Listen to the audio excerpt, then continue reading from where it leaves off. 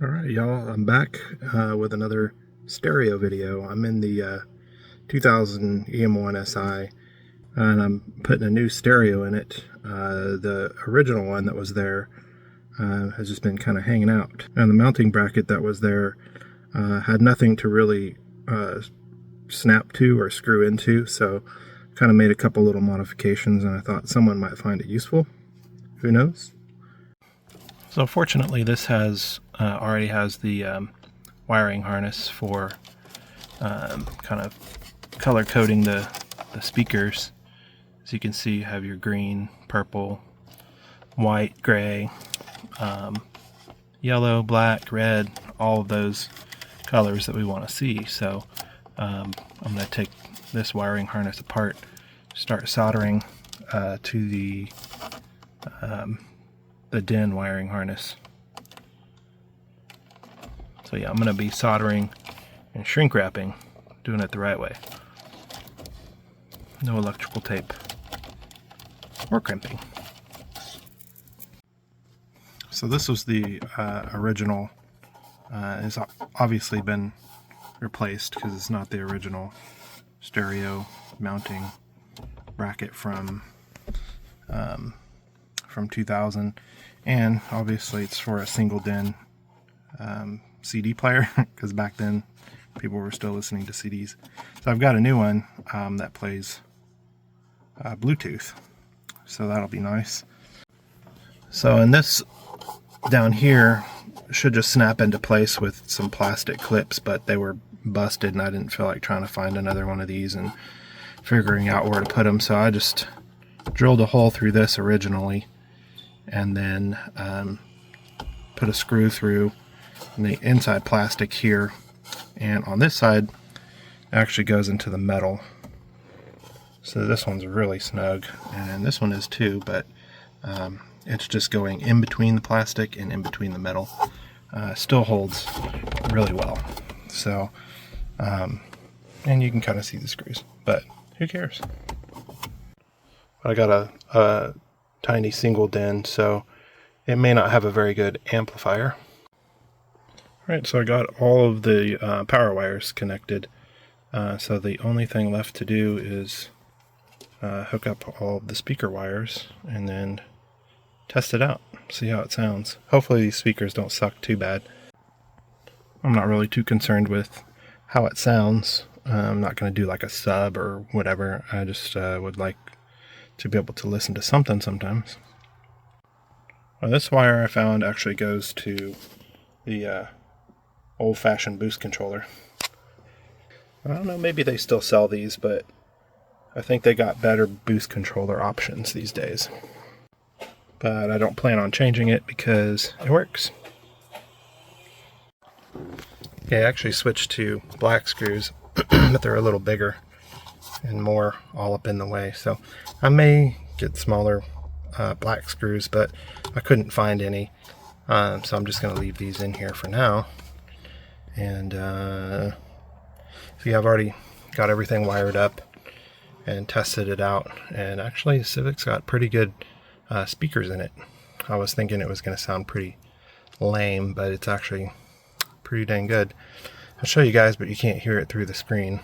Probably not sound anywhere near as good as it does in person, but overall not bad. Definitely better than my 2017 GTI. Actually a whole lot better, surprisingly. So if you haven't figured out how to solder yet, I definitely would recommend soldering, especially if you know everything's correct, because it's a very durable and long-lasting option for connecting wires. And now is a great opportunity to learn how if you haven't already.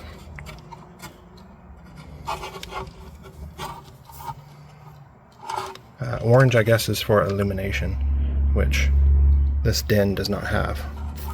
And this is for powered antenna, which the car doesn't have.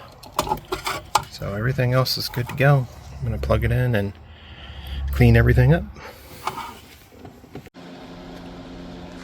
One thing I forgot to mention is how you mount the DIN into the DIN mount in the car, which is that plastic bracket with the little slot below it. This is the one that came out of the car. It's pretty old. I mean, not terribly old, but it still takes CDs and doesn't have Bluetooth, so I think that's pretty old by today's standards. So I just wanted to go over quickly what you would do to get this mounted in the car. So these have tabs, a whole lot of them, and so you slide this into the plastic mounting frame, and then you push these little tabs around that frame on the inside. So as you're pushing this up, there's a little piece of plastic right here, and this will bump up against it, so you can't pull it back out. So once this is mounted in the plastic, you want to try to push as many of these tabs down as you can, so that this mount won't slide back out when you're accelerating or hitting a bump in the road or going over speed bumps. So once this metal frame is mounted into the plastic DIN mount in the center console, you can then slide the single DIN into position. If I can do this with one hand.